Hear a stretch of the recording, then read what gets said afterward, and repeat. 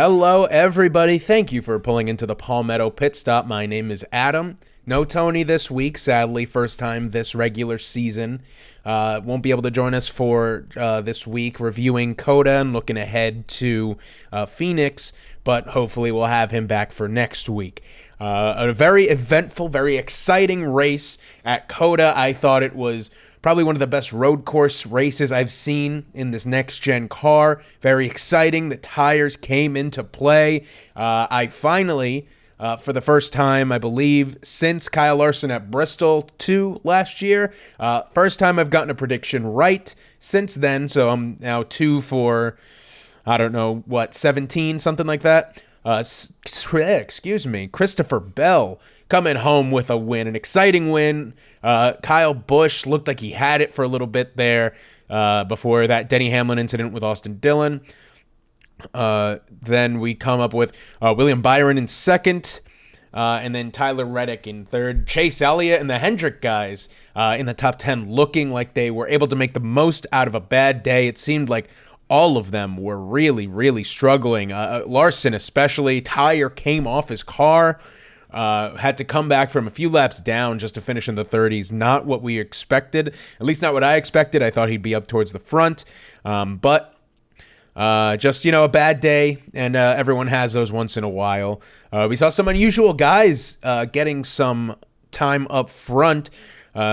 We saw the 23-11 duo of Tyler Reddick and Bubba Wallace start on the pole, and of course at second, leading the race on the front row. And then we saw Bubba Wallace win a stage race, his first since Indianapolis, and in the most unusual place. He's not really known for being a road course ringer, but he did play strategy, ended up bringing it home in, I believe, 20th, so not the finish he really wanted, but was able to get stage points, and I believe he has, if I am not mistaken, I believe Bubba Wallace has gotten points in every stage, or has gotten stage points in every single stage this season. So last year, one of my biggest critiques of Bubba Wallace is just that team was not putting it together. This year, he has played strategy well. He has put himself in good position whenever these stages come to an end. And though he didn't have a great finish, he was able to really cushion the blow with 13 bonus points and, of course, a playoff point for that stage win in stage 1. And then stage 2, we had Ryan Preece, who ended up running out of fuel at the end there. Unfortunate, it looked like he was having a really good run there at Coda. I've liked what I've seen out of him so far this year in that brand new car, in that brand new team, that 60 for RFK Racing. I like it. He looks like he's on better footing than he was in the dying days of Stuart Haas. So really excited for Ryan Preece. But I think the story of the day was that final race to the finish. It looked like Kyle Busch was finally going to get it done. Shane Van Gisbergen was there for a little, but just not enough time on the tires, get caught up in traffic, and eventually just became too much of a lead to overcome, and ended up bringing it home with a top 10. So not a bad day for Van Gisbergen. Trackhouse otherwise a really, really rough day for them as well. Chastain, of course, that lap 1 incident with Chase Elliott where he tried to dive bomb into turn 1 and ended up turning Chase Elliott, and it looked like for a bit it was going to be a big stinker of a day, but for the 9 team, but he was able to bring it on home with the top 5. Incredible drive from him. Same for Bowman. Some late race penalties for cutting the course. And then William Byron, he was up there all day. So he was the one guy for Hendrick who didn't have any issues. And then, like I mentioned earlier, Kyle Larson with a 30-something. I think I want to say 32nd, but I could be wrong on that. I don't have the results in front of me. But what I do have in front of me, the current point standings, William Byron, as of now, your points leader, being very consistent. Of course, a win and 2 top 5s. Ryan Blaney, even though he didn't have the greatest day on the road course, still in second, losing the points lead. Tyler Reddick, no surprise there. And Christopher Bell now back-to-back Bell incredible wins, just two very different styles of racing, and he has a really good start to the season. Obviously, if you win 2 out of 3 races and you were racing for the lead in the 500, you're doing pretty well, but he has a good stretch of tracks ahead that he is very good at. He could stack up a lot of wins, and I expect him to. He looks like he is finally starting to really put it together. He's a very consistent driver, very talented driver, just not the best of luck sometimes, but it seems like it's working in his favor this season, at least thus far through 3 races. Good position for him right now. Bubba Wallace in 6th. I mentioned those playoff points, those stage points. Incredible that he has done so well. Only one top 10 finish on the season so far out of 3 races, but he got caught up in that wreck at Daytona, and like I mentioned, not the best road course racer in the series, but still able to limit the blood flow there by getting those 13 bonus points for stage positioning. Michael McDowell, a big surprise in the top 10. He's sitting at 8th. He was one of my predictions, sort of my wild card prediction for COTA. He ended up having a pretty good day, pretty decent day, I should say, but gained 6 spots in points at the behest of some other guys who did not do so well. Ricky Stenhouse dropping, Joey Logano, John Hunter, who had gotten top 5s in the or he'd gotten top 10s in the previous 2 races, and then not so much there. Carson Hocevar was a real topic of discussion, sort of a worry for the other drivers. They just had that in the back of their heads that he was going to drive through them, but thankfully nothing really noteworthy. If I'm forgetting something, then it must have not been that major, but I really can't remember Carson Hocevar doing anything crazy at COTA. Just kind of hung around, had a decent run, and importantly, no controversy exiting COTA. He climbed another position in the points. He's now up to 14th. And the big story, I believe, of the week, Chase Briscoe actually wins his appeal. Remember, he had that huge points penalty at Daytona, and that was overturned, ruled that it was not an intentional adjustment. That's just how the car wore down over the race, and as a result, he is able to jump way back to the top, and he is now 15th in points, looking good in that 19 car thus far. And his strongest tracks are not where they have raced thus far, but it is an interesting start to the season. It's pretty brutal for a lot of these guys. However, good times ahead. Of course, he has won on Phoenix before. These intermediate tracks, I think, is where he shines. Even though Phoenix, I know, races like a short track. And then I think someone I really want to focus on is Todd Gilliland.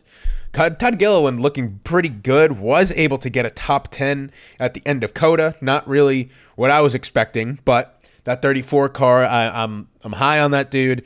I think he's a really talented driver, very underrated. I might be a little biased because, his father, David Gilliland, one of my favorite cars growing up when I first got into the sport, that 38 M&M's car. And I'm very excited that he is doing so well. 19th in points. Season did just start, but it's going to be a while before these really start to bear fruit on where these drivers are and where they stand. But still very excited for what Todd Gilliland can do. I think he has the talent. I think he can steal a race one of these days. I really, really do. And I look forward to the day that happens because I will have been able to celebrate in that way. Interestingly enough, we have some not so great performances thus far on the season.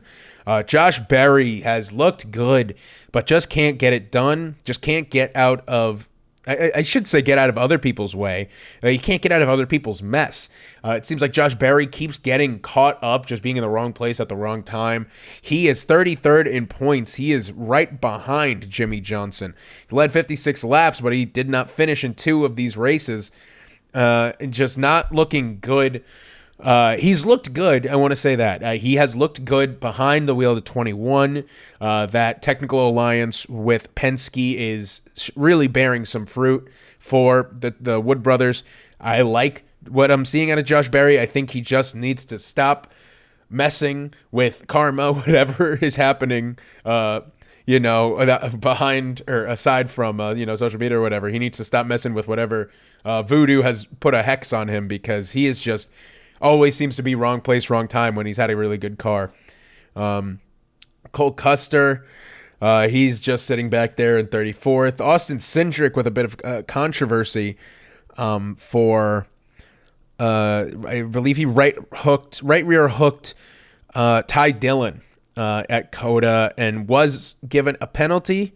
I'd have to see what that penalty was. Let me see if I could pull it up real quick. But was not suspended. That is a big thing, because, excuse me, I apparently can't type and speak at the same time. Austin Cindric. Yeah, he was not given a points penalty, or he was not suspended, I should say. He was not suspended, so he is able to keep his playoff points, whatever he accrues throughout the season. That was a big rule change, is that if you're suspended and lose your appeals, you forfeit your playoff points should you make the playoffs. He lost 50 driver points and was fined $50,000. He was in 11th in points, and now he is 35th. They did not, as I mentioned, suspend him. And that would, a lot of people are questioning whether or not he should be suspended, because it is a slower section of it is a slower track, so they were not going that fast, as fast as we've seen with the incidents like Bubba Wallace and Kyle Larson in 2022, and the Chase Elliott incident with Denny Hamlin in 2023. Two incidents where the suspension was justified. I think Austin Cindric, if you want to set a precedent and stop these guys from right rear hooking each other anywhere, I think it would only be fair to stay consistent with that and suspend him. I like Cindric. I don't have any malice against him, but you can't right rear hook anyone, and I don't care where you do it, really. This is, I say they weren't going as fast. They're still going 100 miles an hour. So it's not a light blow. It's not a little tickle. And we've seen these cars can... sometimes these drivers leave the cars unprotected. Granted, it hasn't been, I shouldn't say unprotected, just they've left the cars injured at points. But granted, it hasn't been a serious concern since about 2022 with the issues with Kurt Busch and Alex Bowman. But still, you don't want to be tempting luck like that. I understand spinning someone. I understand nudging them. I understand dooring them in retaliation if you're frustrated with them or they're doing something to you. But the right rear hook into a wall, or hooking into a wall, I should say, because there's walls on both sides of that area of the track. So hooking someone there, that's a big no-no in my opinion. Like I said, if you spin someone out and they go in the dirt, or you force them off the track, again, go in the dirt, then that's sort of a boys have at it thing. And I've always been a big fan of boys have at it, but these are still humans here. You don't want to hurt them, don't want to risk their lives just for some entertainment or some revenge. So personally, I think Austin Cindric should have a one-race suspension. That's just the precedent NASCAR has set. I don't know if it does have something to do with the playoff, the new rule about suspensions, but I imagine that did have an effect. They probably didn't want the new precedent to be set this early in the season for an incident where they deemed it not as dangerous. But I believe the points penalty and fine were good. They were good disciplinary action. They might appeal it. I'm not sure. I did not see anything about an appeal decision or a decision to appeal yet. But I rest my case. I think Austin Cindric should have to serve a one-race suspension. But clearly NASCAR did not think so, so he will continue to race, and he will be going forward next week at Phoenix. And speaking of suspensions, Kyle Larson was, I mentioned it twice now, that he lost the tire earlier, and of course That is always a penalty if a tire falls off of your car without contact. Like if you just don't put the tire on right, it's a safety issue. And that comes with suspension. So let's see. I'm trying to find who got suspension here. Jackman, Brandon Johnson, front tire changer Blaine Anderson will be suspended for not securing that right tire, that right side tire, I believe it was, and that tire then falling off the car. So Hendrick Larson specifically not off to a fantastic start. He did have that top 5 at Atlanta racing for the win. However, not the coda he wanted. Certainly, he has had a decent start to the season, but coda was just a race I'm sure he'd like to forget. Just that once that tire came off, literally the tires came off figuratively for their day, and I'm sure he just wanted that race to be over as soon as possible. I want to bring up that those tires. We're going all the way back to the actual race recap. A very, very, very good race. A lot of people called it, the middle part boring, but I disagree. I think we saw a bunch of different strategies. We saw guys trying to go for points. We saw guys trying to play the long game. We saw guys play the tire game, and that's how Christopher Bell won. He waited those extra few laps to get that tire advantage over Kyle Busch, and that ended up being the difference maker. Kyle Busch's tires just went away, and he just couldn't keep up. Still able to bring home a good finish, but the curse continues for that number 8 Chevrolet. It was really hard to see him disappointed yet again. He's been in this position. I know he's won a lot, over 60 race wins in NASCAR Cup Series, 200 if you count all of NASCAR Series, and he has plenty of trophies, not a lot of space in his trophy room, I'm sure. However, he has become a fan. He used to be a fan or a driver that fans hated. Everyone has seemingly come to the side of Kyle, rooting for him to get another win and just get out of this funk. But he's shown that he can still do it. Rowdy still got it.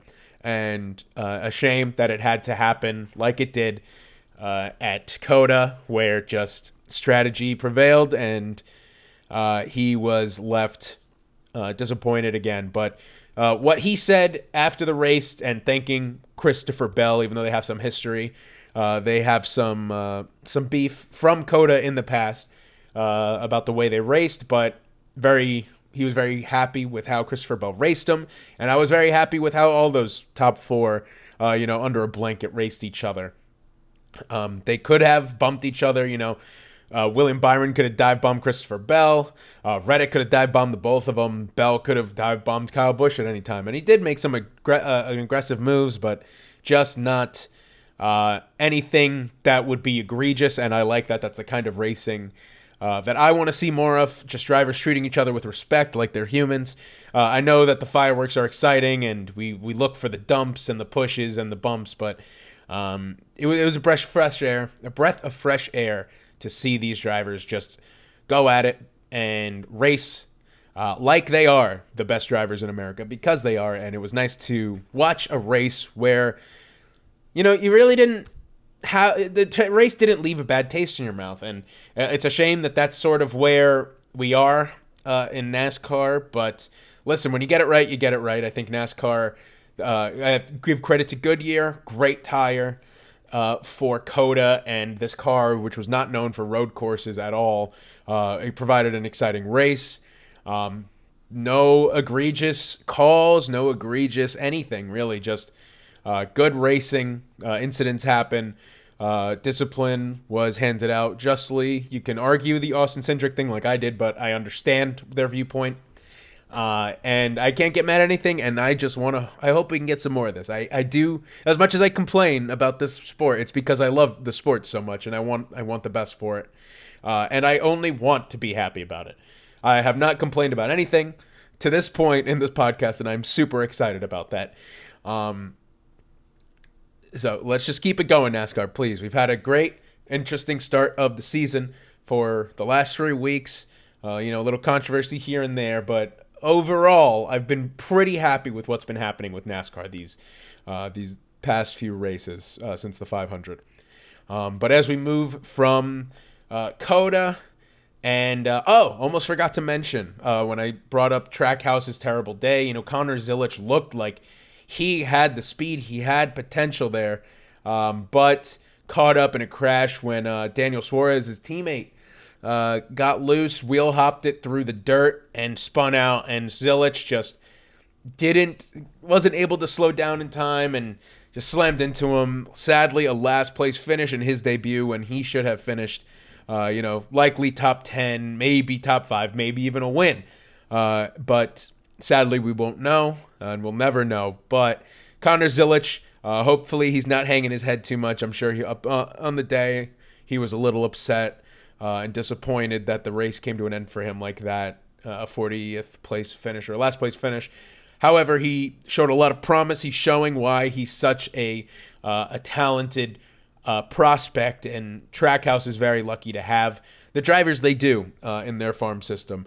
And I did pick Ross Chastain to win. My 3 picks last week were Christopher Bell, Ross Chastain, Michael McDowell, and they ended up having some pretty decent days. Chastain just barely missed on a top 10. And I would have to see, where did Michael McDowell finish? You would think I would have this ready, Michael McDowell, he finished 11th, so look at that. So decent days. Michael McDowell ended up being having a pretty good points day. And finally, again, like I mentioned, got one right. Now 2 correct predictions. And then speaking of predictions, we're gonna go on to Phoenix. And Phoenix, in the past, it is not my favorite track. It was a sort of a niche enjoyment I got out of Phoenix back in the day. I just liked how unique it was. I loved it in the old NASCAR games, NASCAR Thunder and such. I loved racing Phoenix in those games. Nowadays, it's just a bit too much Phoenix. I don't really like going to a championship race twice, or a championship track twice. And that's just a nitpick I'm always going to have. Even if they held the finale at Homestead, I would want Homestead to just be the finale. I wouldn't want it earlier in the season. You got to get a good idea of who's going to be good and who's not, and I'm just not a fan personally.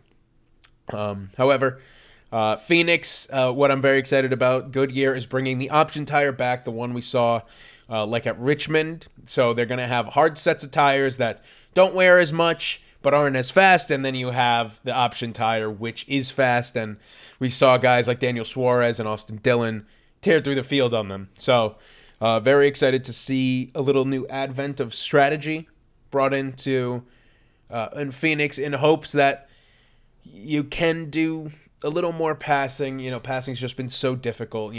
Phoenix is not a big track. It's not wide enough. You can't get runs on different lanes like you can at other tracks. Sending it wide up against the wall like we see a lot at like Homestead or Vegas with Reddick, and then having other guys ride it low. You pretty much have to get one lane and just kind of sit in it. And it's hard to get runs even if you do dive through the little flat part of the track that they repaved. But I'm really hoping, Richmond provided 2 good races last year, at least in my opinion. Even with the controversy that followed both. I'm excited to see if this tire works out for Phoenix. It seems like Goodyear is finally getting the tire right, and I'm very thankful that they listened to the fans and they listened to the feedback that we want tires to wear down. We want cars getting those runs. Hopefully it provides a good race for us this weekend. Phoenix is, like I mentioned, not it's kind of a sore point for a lot of fans, but that's just that's gonna be how it is for these kinds of things. However, we do have to make our predictions, and again, Tony is not here to do such things. But I'm going to triple down on my predictions. My 3 drivers. Christopher Bell, I think, can go for the 3-peat. I can't remember the last time we had a 3-peat. I think it might have been Kyle Larson during his championship season. I really think Christopher Bell is just in such a good spot here. He won last year's spring race, missed out on the championship race in the fall, but he's just been so good, and his team's on fire right now, and those Toyotas are looking really, really good. Probably should have won the 500. Did win at Atlanta and Coda. So I think Bell can start the season as hot as really anyone can and go 3 of the first 4, with 3 of them being in a row. That would be my first prediction. Second prediction, I think I would like to choose. I think I want to go Ryan Blaney. Penske has just been good at Phoenix, tends to be in the championship race. However, it wouldn't surprise me if they're able to get a good one. Joey Logano, really good at Phoenix. Ryan Blaney's really good at Phoenix. Wouldn't be that shocking if those guys managed to bring it home this week. And then my sort of out there pull, if you want to call it that, would be Chase Briscoe. Like I said, I just really like what I'm seeing so far in that 19 car. I think he's just a really good driver who's going to fit long-term in Joe Gibbs' plans. At least I hope so. I really liked him at Stewart-Haas, and now I really like him at Gibbs. And I mentioned it. He's won at Phoenix before. And I know it's not a super out there pick, but I think it would be one that kind of surprises a lot of people if Briscoe's able to get it done. He's ran, like I said, ran well here before, and that was with the dying days of Stewart-Haas equipment. So again, my 3 predictions are Christopher Bell, Ryan Blaney, and Chase Briscoe, who is fresh off of a suspension being lifted. Surely that has to light a little bit of a fire underneath him.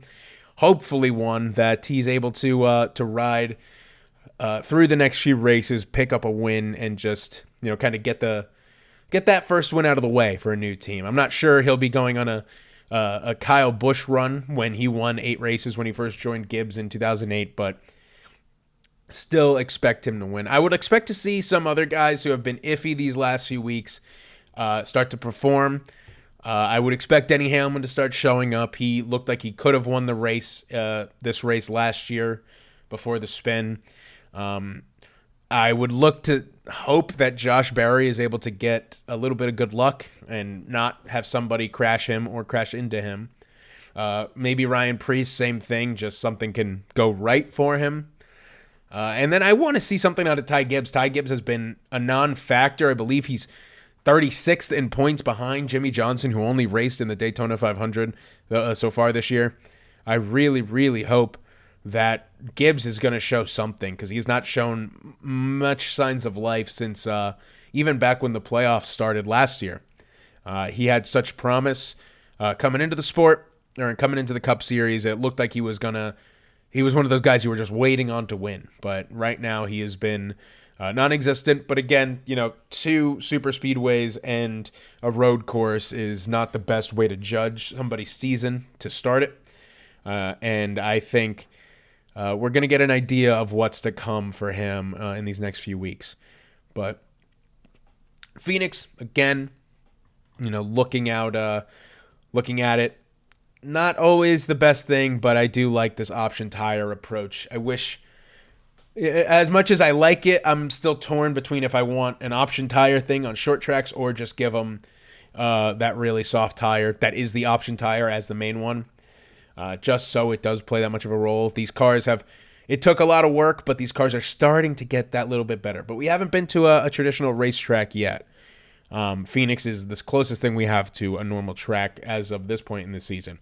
We don't actually go to an oval until Las Vegas next week, or the following week after Phoenix. So that it takes us 5 races to get to a true NASCAR oval. And that's when I think the season is really going to get underway. You'll see drivers who typically perform well there, your Joey Logano's or Kyle Larson's, Tyler Reddick's. You'll see them really starting to show what they've got. And to this point, it's just, I know I said, some guys are doing well, some guys aren't. It is just it's a crapshoot right now to have to go super speedway road course. It feels like a generated schedule from like NASCAR 2004, NASCAR Thunder 2004 to be specific. But very excited as always. We are getting into the swing of things. I'm excited to see what drivers start to, I want to see some new faces show themselves as the class of the field. We've had similar faces thus far, obviously Christopher Bell, William Byron, Tyler Reddick, showing themselves to be really, really good and really, really consistent. But I want to see who's going to be the next one. I don't know if it'll be Carson Hocevar just yet. I think Carson Hocevar is going to be very good. I just think he needs a little more time to season, just mature a little bit. I think that's his biggest detriment right now is just maturity. He's a young dude. It's going to take him a little bit. And people forget that basically every driver was immature at one point, and he just has to do a little growing up, which is not a slight on him at all. He's just got to learn, and you can hardly fault a guy for competing and pushing as hard as he does. When you are racing against the best drivers in the world, it is kind of frowned upon to be hurling cars around. But if being a winner in the NASCAR Cup Series is on the line, I can see why. I could see where he's coming from. I just hope that he can put it together, learn when to be aggressive, learn what moves to make to be aggressive. If you want to be a crazy driver, that's fine. Just if you're not making friends, he said it. He's like, we're not here to be at a boy band, not here to make friends. You're here to win races. And if that's the approach you want to take, that's okay. Just hopefully he's able to make the most of it. However, for the moment, I'm content with where he is. Again, needs to do a little growing up. But other than that, I really like what I'm seeing out of him. I like what I'm seeing out of David Gilliland. Like what I'm seeing out of a lot of these guys in new cars on new teams. And just hope that we're going to get a few surprises this season. Yeah, I think that's a good, really good place to put it. Or to end us off. A little bit shorter of a episode this week, but hey, we don't have Tony here, so I don't want to do a final turn, something I've had planned for the final turn just yet, because I want Tony to be involved with it. So this week, thank you. I'll just simply say thank you so much for tuning in. Thank you for getting to this point. Make sure to like, subscribe, leave a comment down below. We do read our comments. Don't worry. We might not directly interact with them on YouTube, but if you leave us some questions or leave us some comments, we could read them off, or we will read them off on our podcasts, especially if you have questions about anything. We'd really love to interact with you guys. And I would definitely love to hear some of your takes on NASCAR and on our sister podcast, Ladies First, talking about the South Carolina women's basketball run. We're just getting into SEC tournament play. I believe it's underway as I speak right now, recording this at 6:30 on Wednesday. The tournament is well underway, and then the ladies for South Carolina don't play today. But by the time this goes out, maybe they will, or they won't have played by the time this goes out. But still, either way, good luck to them. Wishing them the best in the SEC tournament and March Madness overall. But again, if you aren't already checking that out, be sure to go check that out. And like I said, like, subscribe, follow us on social media. All the links are in the description. Thank you guys so much for watching, and thank you for pulling into the Palmetto Pit Stop. We will see you next time.